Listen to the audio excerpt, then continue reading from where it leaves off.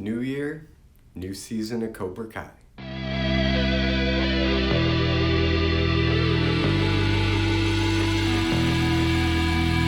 Cobra Kai Season 4. So Cobra Kai Season 4 is the fourth season of the mega hit show on Netflix, Cobra Kai, which continues the adventures of the Karate Kid franchise. Now, I've already made a couple videos on the first 3 seasons of Cobra Kai, and I really like the show. I thought the third season did some things that maybe weren't the best, especially with Robbie's character, and the teenage drama BS got a little thick in that season, and I was worried that this show would turn into just another teen drama show with karate as the gimmick and not really be about karate or the Karate Kid universe and the characters that we know and love. But thankfully this season course corrected a lot of those issues and we are back on track having a great time with this series. First of all, I love the dynamic in the season between Johnny Lawrence and Daniel LaRusso. If you've seen the other seasons, you know that these guys just don't get along with each other. They can't be in the same room for more than 10 minutes without an argument starting. So the fact that they have to co-lead a dojo against Cobra Kai this season, that is a tall order and it does not go as smoothly as we might hope. And after the first couple episodes, I was really nervous that they were just going to go back into the same old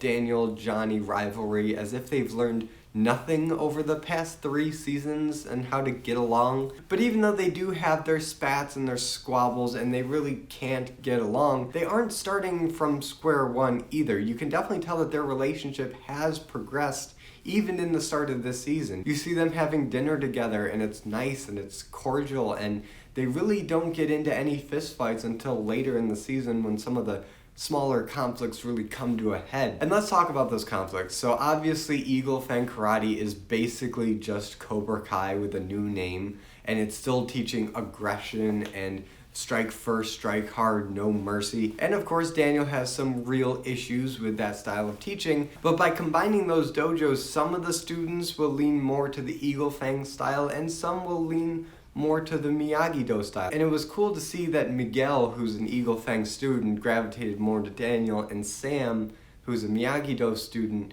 gravitated more to Johnny, and there's this kind of swapping of the kids, or in Miguel's case, surrogate kid. And while I do wish they did more of that with some of the other students, that you did see more of a bleed over between students working together and finding a style that they like and that relates to them, I do appreciate that at least Sam and Miguel had that, and it did work to kind of fuel the fire of resentment that Daniel and Johnny have, that they're trying to quell, but when they see their kids going to the other side, they get nervous and they get stupid. And that's when the fights start happening. And yeah, it does culminate in a rematch of sorts between Daniel and Johnny. They go on the sparring mat and they're going to prove to all their students which way is the best way. And they fight and they end up knocking each other out at the same time. And while I was watching the sparring match, my opinion of it kept shifting to, do I like it? Do I not like it? Is it clever or is it lazy? Because the first point scored is a direct copy of the first point scored in that championship match in the first Karate Kid movie. And I was like, oh, that's clever, I see what they did there. And then the next 3 points kept following that choreography to a T. And I was like, well, that's kind of lazy. I don't like this. Is it just gonna go the same route? I know they're probably gonna change it up at the very end, but is this all the fight's gonna be? Just a retread of what we saw in the first Karate Kid? But thankfully things change up pretty quick when Daniel starts using his pressure point techniques that he learned in Okinawa from Chosen in the last season. And the choreography becomes its own original thing with new moves and old moves used in a different way, and I was loving it.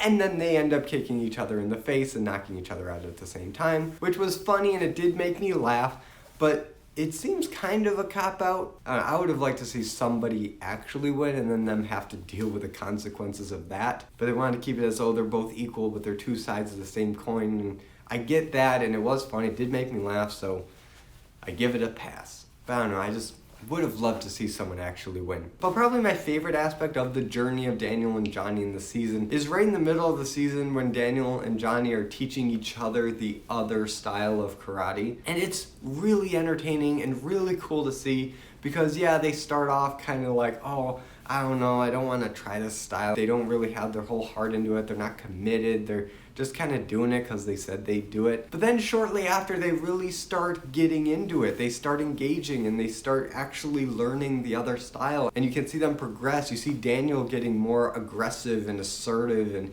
dominant, where you see Johnny pick up a bit more defense and balance and centering himself. And it's great to see because not only are they finally starting to get along, but they're also improving their karate. You can't have offense without defense. I think that is the thesis of this season. Offense and defense are both crucial aspects of karate, and it's a lesson that I didn't really expect this show to tackle, but they tackle it in a way that's clever, and anybody that's actually taken martial arts and karate in particular, you can recognize the importance of defense because karate is ultimately a defensive sport. But in order to really understand your defense, you need to understand offense too. And going back to the original Karate Kid, that is something that Miyagi taught, or at least I think Miyagi taught Daniel when he taught him how to punch. He did teach him some offensive moves, but I think because Miyagi spent so much time harping on the importance of self-control and using karate for defense and teaching him how to block first, I think Daniel took that as Miyagi-Do is only a defensive style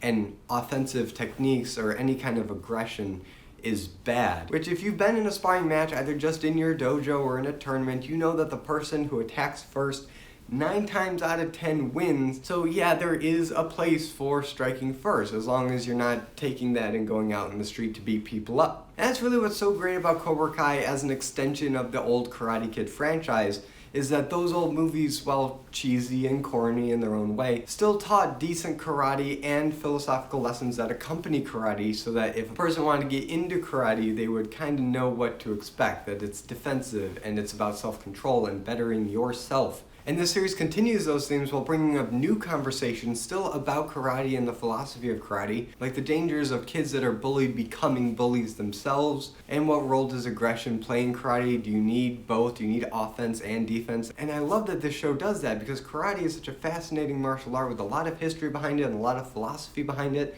And you can tell good stories with those ideas, and for some reason it just doesn't get told a lot in this way. But Cobra Kai does that, and I would be interested to see if in maybe season 5 the conversation continues about offense and defense and what role they play in sport karate, like tournaments and sparring, versus street karate in the real world and you need to defend themselves, because those are two completely different conversations, and how aggression plays into that is very different. But I also said that they fixed a lot of the things that I had issues with in the last season, namely Robbie Keane and his arc that they kind of butchered in the last one. When he came in, he had these cheesy lines about how he doesn't like his father and he doesn't like Sam, doesn't like Miguel, doesn't like anybody. And he's going to crash with Kreese and Cobra Kai, but he doesn't even really like the Cobra Kais either. And so at the end of last season, I was like, well, what are they really gonna do with Robbie? Like, what purpose does he have? Well, in this season they do something interesting, and I am curious to see where this goes, and I'm more optimistic than I was at the end of season 3, because while he does become more engrossed into Cobra Kai with the help of Kreese and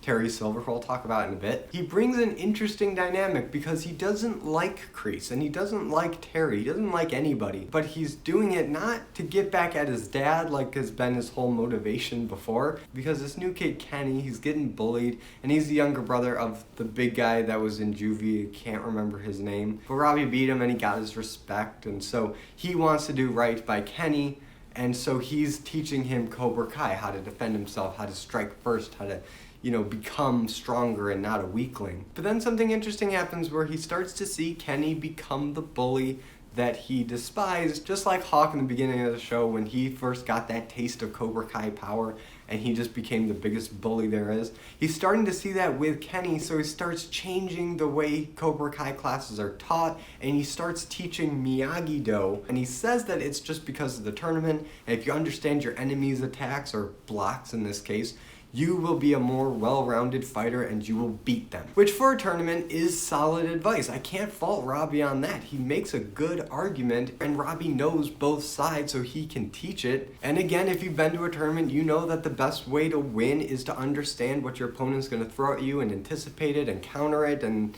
you win. But what I think this season sets up, and I hope the next season follows up on, is Kenny and Robbie's relationship, because that is so much more interesting and has so much more potential than rehashing the love triangle with Sam and Miguel and Robbie, because that is just so played out, and it kind of comes back a couple times in this season, but very briefly, and then they move on, and it's nice. The relationship with Kenny and Robbie is a good one, and you see Robbie's faith in Cobra Kai start to crack a little bit because he doesn't want to be a bully. He doesn't want to breed bullies. And towards the end of this season, he does have a moment with Johnny, his dad, and they have a bit of a reconciliation of sorts. It's still not completely ironed out, but he does say that he doesn't want to be mad at him anymore, and he's kind of putting that behind him. So I'm really curious to see where they take Robbie going forward, and maybe he'll be that best of both worlds Cobra Kai Miyagi-Do. Maybe they'll be healing with Daniel too. I have no idea, but I am excited for it. But now let's talk about the villains of this season. Because yeah, Terry Silver from Karate Kid 3, the dude with the ponytail. Kreese calls him and talks him into joining Cobra Kai again so they can finish what they set out to do. And is it just me, or is Terry Silver in this season one of the more reasonable people in this whole show? At least until like the last couple episodes. Because Terry doesn't want to fight this war that Kreese wants. He just wants to open a business, teach his students, toughen them up so that they're ready for the real world. He doesn't want to get back into this rivalry with Miyagi or even Johnny Lawrence. He doesn't care about any of that, and he tells Kreese, if you do this, you're gonna lose. History will repeat itself and we'll be back to square one all over again. And I really like this take on Terry Silver, and I like the power dynamic between him and Kreese, because Kreese was his commanding officer back in Vietnam and was his boss. But in Karate Kid 3, you saw that Terry Silver had a lot more money than Kreese, so he had the upper hand. So it's interesting to see the power shift between the one with the money versus the one with the authority and the commanding presence. So that was really cool. And even though I said that Terry Silver was reasonable, he's still not a good guy, because he is greedy and he's a backstabber and he's slimy, and he really did want to win this tournament. He was willing to do anything necessary, even going so far as to bribe one of the judges in the tournament. So yeah, I can't say he's a good guy or even that sympathetic a villain, but they do things in here to really humanize him from the monster that he was in Karate Kid 3, because Karate Kid 3, he was just a cartoon. He was the biggest cartoon of all the movies. He had this Joker-like grin. He was big, tall, and posing, and he would laugh all the time. And he had so much energy. He was hyperactive. But the thing that made me laugh so hard in this season was when Terry Silver says that he was hyped up on cocaine in the 80s, and he didn't really know where he was, and he was so out of his mind high.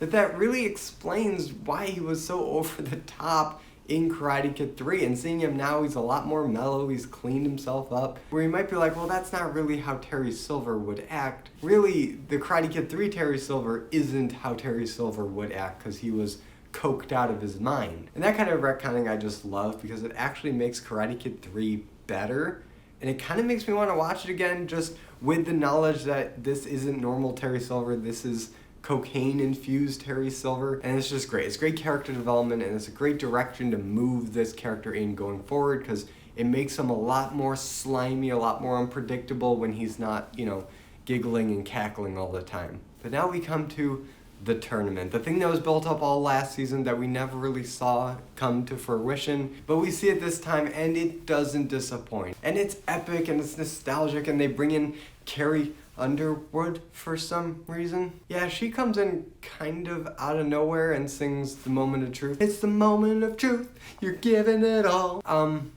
She's not the one I would have gone with, but that she does a decent job singing it, and I was really scared when they put her on stage and she was gonna sing a song. I was like, oh boy, is this show just gonna take a seat and we're just gonna have to watch a Carrie Underwood concert for 5 minutes or however long the song is. But no, they actually cut away from her pretty quickly and insert a montage of the tournament going on and using the moment of truth, kind of like how You're the Best Around was used in the first movie, and I'm still waiting for that song to make an appearance in this show, because at this point, pretty much every song from the original Karate Kid franchise has been used, except for You're the Best Around. It's my favorite. I just want to see it, but I want to see it done well, and I don't want Carrie Underwood to sing it. But I don't know, maybe they're saving it because it is such a great song, and Carrie Underwood does a fine job with the moment of truth, and the montage of the karate matches that we see are awesome. And this is a small thing, but I'm so glad they brought back the move where somebody tries to hook kick, but the other person ducks, and they smack them on the other side of the head with a roundhouse. It's great. That's good karate, and I love it. But then the tournament ends, and the show actually surprised me, even though it really shouldn't have surprised me because Terry Silver is a big old cheater.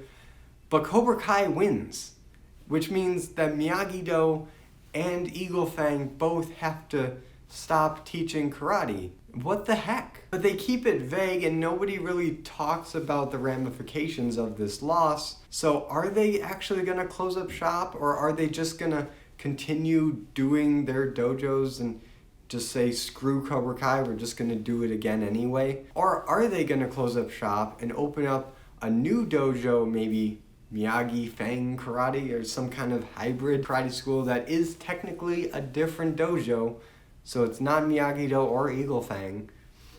Maybe that's what we'll get in season 5. So I would have liked to see a little more closure on that front, but we do get nice closure with Cobra Kai, especially with Kreese and Terry Silver, and Terry Silver turning on Kreese, turning him over to the police. So Kreese is gone, he's arrested, he's out of the picture, and Terry Silver is free to do karate his way and not have to start a whole nother war every few years over rival dojos. Which again, Terry is a scumbag and he's not a good dude, but he's a thinker, he's a planner, he's a schemer, and he has a lot more common sense than Kreese had, which just makes him more dangerous. So yeah, those are pretty much my thoughts on Cobra Kai Season 4. It was a good season. It kind of harkened back to those early seasons of Cobra Kai with the tournament and the rivalry and bonding between Daniel and Johnny, and we actually see tangible progress going forward. And I am really excited to see where it goes from here. But now I turn it over to you guys. What did you think about Cobra Kai Season 4? And what are your theories for Season 5? Let me know in the comments, and if you like this video, be sure to give it a like and subscribe for more content, and hit the notification bell to be notified every time I upload a video. And as always, I'm Colby. This is my nerdy talk, and I'll see you in the next video.